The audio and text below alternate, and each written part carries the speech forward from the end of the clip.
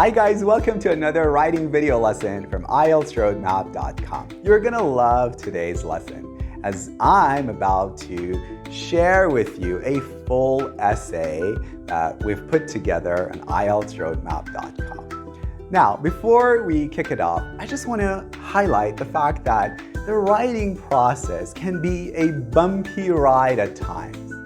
Even the best novelists and essayists sometimes struggle with expressing their ideas. That's why they go back and forth. They tweak things, modify things, try to switch things around in order to get their ideas across. However, on IELTSroadmap.com, we've endeavored to streamline the writing process. So check out our courses on IELTSroadmap.com as we tell you how to approach the writing task step by step. And hopefully this takes the sting out of this whole writing task that we've got to deal with. All right, I don't want to harp on this forever, so let's talk about the question that we've been given. Many people use email these days. Do the advantages of this service outweigh the disadvantages? The key word here is outweigh. Outweigh, guys, means to be more important than. Don't confuse this with the word outnumber. Outnumber simply means to be larger in number. Okay, so the question is not asking us to provide like an exhaustive list of all the advantages and all the disadvantages in the world that are associated with email writing. They're simply asking us to determine whether we think the advantages are more important or the disadvantages.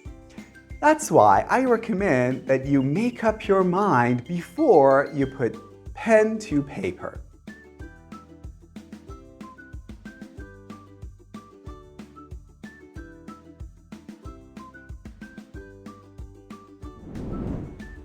All right, let's now start thinking about the first paragraph of your essay, which is called the introductory paragraph. Now, we're going to compose this paragraph in 3 steps. That's right. The first thing that I want you to do is to paraphrase the statement in the prompt. What was the prompt again? Many people use email these days. How can I express this idea using other words? Can I write electronic mail is used by a large number of people on a daily basis? That sounds like a pretty good paraphrase statement to me. So a large number of is another way of saying many. And I've also made use of the passive structure. Electronic mail is used to be plus the past participle. Lovely. Step 2. We're just going to add a little bit more. We're going to focus on facts. Okay, so I could write, this technology has completely changed our communication. This technology has completely changed our communication. That's a factual statement. I don't think there is anyone in the world who would deny that. Okay, step 3. Now I want to provide my clear position on this topic. Do I think that overall electronic mail is a good thing or not? Well, I hope you agree with me that emails are awesome. So how about I express my position using the word while? While shows contrast. So, listen. While there are minor drawbacks associated with using email, comma, I believe the benefits are more significant. Okay, so that basically means that I acknowledge the fact that there might be a few disadvantages. That's what the word drawback means. Drawback means disadvantage. The word minor means not all that important. The word significant means considerable. So I believe that the benefits or the advantages are more considerable. That's it. 3 simple steps and we're done with the intro.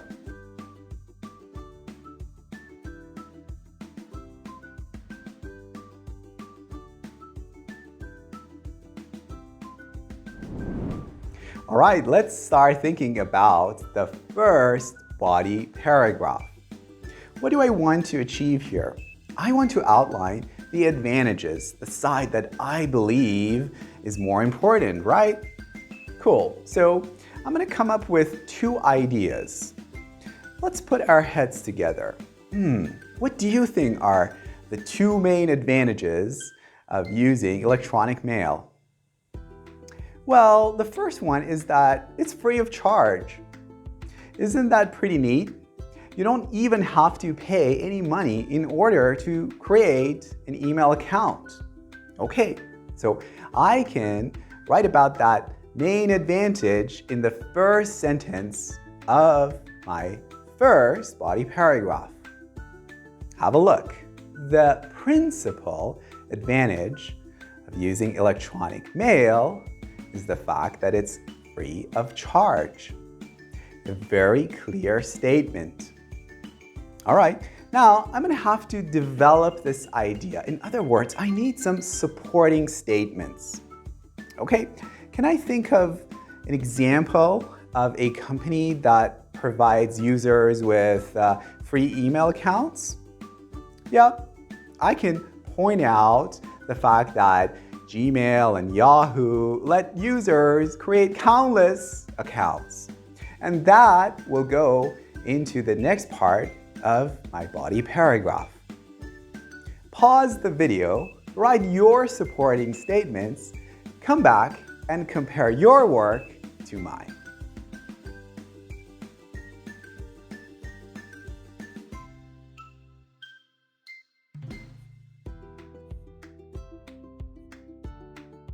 All right, now let's start thinking about the second half of my first body paragraph. I'm going to stress the fact that the other advantage of using emails is that, well, you can deliver your messages fast. That is my idea. So let me express that a little bit more academically in my essay. Another positive is this technology's fast message delivery. That's awesome. This is going to be the second idea for my first body paragraph. Again, I need to support it. So perhaps I can draw a comparison between electronic mail and the regular postal service. Awesome, we're done with the first body paragraph. I want you to take your time and read what I've got so far.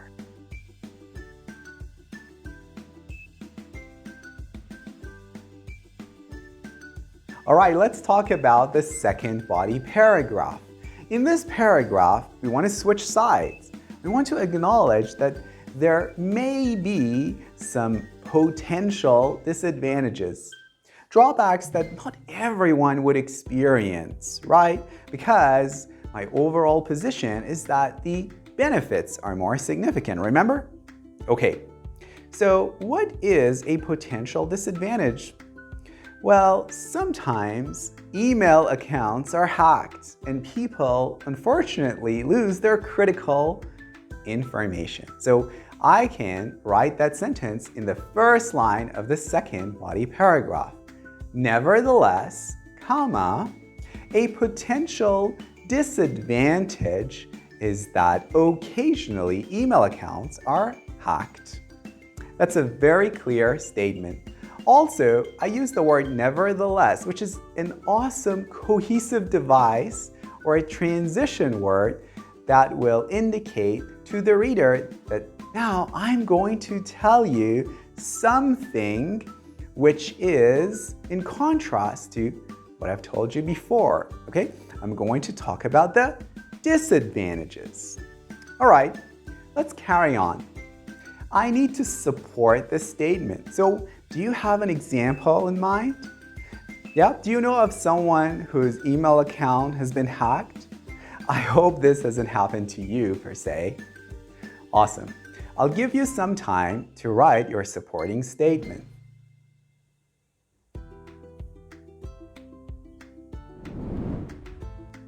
All right, welcome back. Now, have a look at what I have written so far.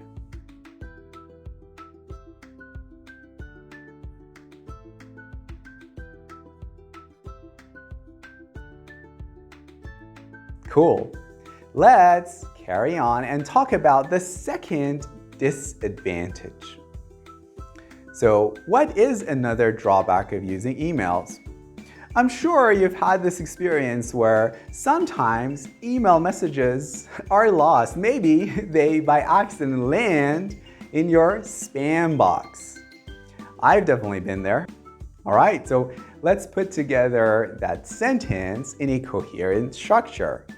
Here we go. Also, at times, email messages are sent by accident to the recipient's spam box. That is a clear sentence, and it makes a lot of sense, right? Because a lot of people have had a similar experience. Don't forget to support the statement. I want you to write your supporting statement next.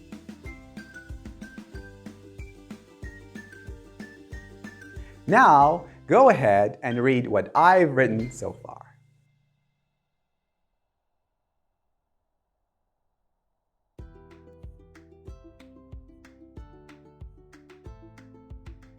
Okay, so we're done with the intro, the first and the second body paragraph. Now, it's time for us to turn our attention to the concluding paragraph. In this paragraph, guys, I want to summarize my ideas. So I'll go ahead and write, in conclusion, it is true that electronic mail can be unreliable and vulnerable to security problems. That will be the first sentence. Full stop. However, in my opinion, its fast message delivery features and its free use override the downside involved. So what the second sentence means is that the fact that I can send and receive messages free of charge and the fact that it's a fast means of communication make this an amazing means of communication. Override is a synonym for the word outweigh. The word downside means the disadvantage of something. Awesome. I hope you've learned a lot from this video lesson. Now go ahead and review the full essay. See you in the next video.